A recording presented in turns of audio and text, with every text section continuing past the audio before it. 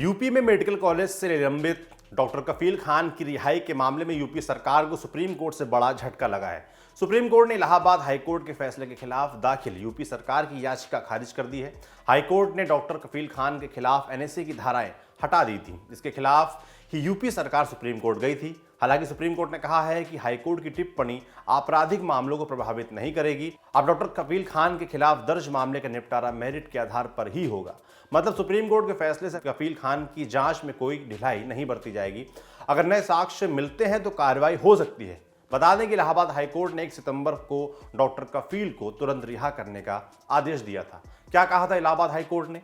Allahabad high court ने आदेश सुनाते हुए कहा था कि एनएसए के तहत डॉक्टर कफील को हिरासत में लेना और हिरासत की अवधि को बढ़ाना गैर कानूनी है। कोर्ट ने डॉक्टर कफील पर एनएसए के तहत लगे सभी आरोप खारिज कर दिए थे। कहा कि उन पर एनएसए के तहत हुई कार्रवाई गैर कानूनी थी। साथ ही डॉक्टर कफील को तत्काल प्रभाव से रिहा करने के आदेश दिए थे। चीफ जस्टिस गोविंद माथुर और जस्टिस सौमित्र दयाल सिंह ने इस केस पर फैसला देते हुए कहा था, हमें ये कहने में जरा भी झिझक नहीं है कि एनएसए एक्ट के तहत कफील खान को हिरासत में लिया जाना और उनके हिरासत को अवधि को बढ़ाना कानून की नज़र में सही नहीं है।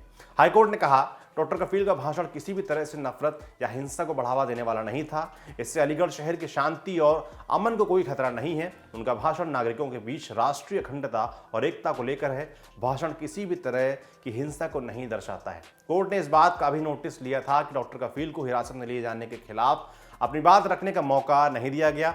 कफील की मां नुजहत परवीन ने मामले को लेकर एक याचिका दायर की थी, जिसमें कहा था कि उनके बेटे को गैर कानूनी तरीके से हिरासत में लिया गया है, इसलिए उसे जल्द रिहा करें।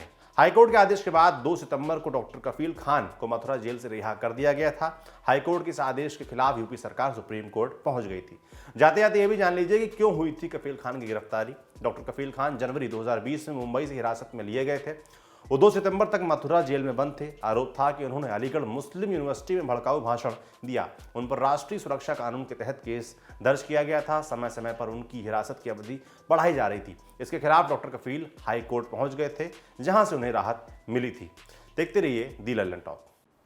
लटक धरने पर चले और जहां पहुंचे वहां अनुप्रास और तुकबंदी के दरवाजे की सांकल हिला ले।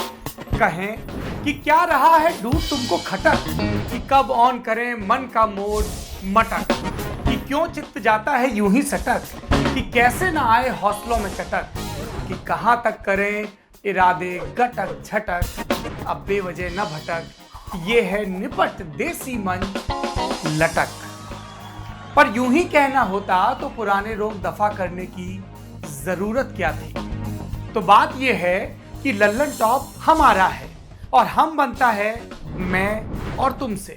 उसमें भी मैं घटता रहे तुम बढ़ता रहे, तभी बात दुरुस्त है। वैसे तुम में किसी को तुरशी लग सकती है, यूं बात आप कहने से भी बन सकती है।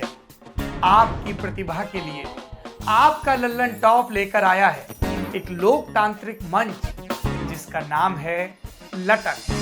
लटक शॉर्ट फॉर्म है, फुल फॉर्म है लल्लन टॉप का से कबूतर इमला में, का से कुल्फी शिमला में, लेकिन लल्लन टॉप में का से किस्से कविता कॉमेडी और सब किस्म की कलाकारी। तो लटक है नए कलाकारों का अड्डा, वो जगह जहां आपका डेब्यू कई दरवाजे खोल सकता है। तो फिर दे दो दस्तक, भेजो अपनी कलाकारी लटक के पेज पर फीचर होने के लिए। हमारा पता है latak.lallantop@gmail.com। अब सुकून के लिए भटक मत, लटक।